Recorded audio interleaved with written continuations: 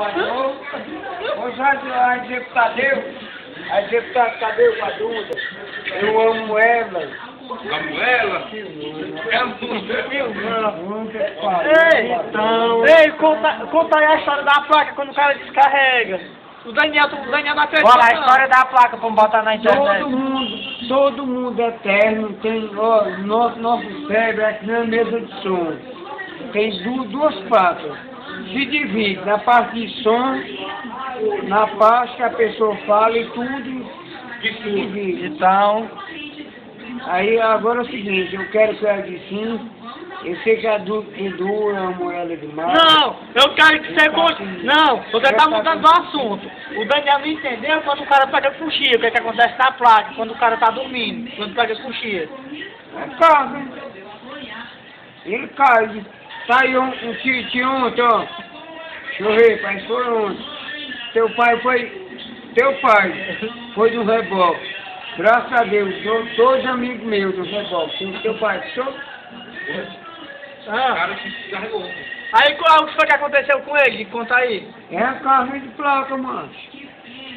Que manda aqui o que é? A carga de placa. Aí mas foi o que aconteceu com a placa dele. Rapaz, é o seguinte, eu bora debaixo de sete. Foi contar o que aconteceu com a placa do pai do Daniel, quando ele dormiu. Foi carne de placa, carga. Mas foi muita carga ou tava faltando? Carga, foi carga, placa de placa. Ele entrou, aí a carga não deu. Os meninos pegaram e levaram ele lá. Ele veio que era doido. mas como foi que recarregou as Mas placas? como é que recarrega? Eu quero saber como é que... É tomando ouro. Não, acabou com essa. Som. Sono, você pega as vitaminas, né? Feijão, Você pega um bolo lindo ovo de palo. e tal. Agora só que uma coisa também.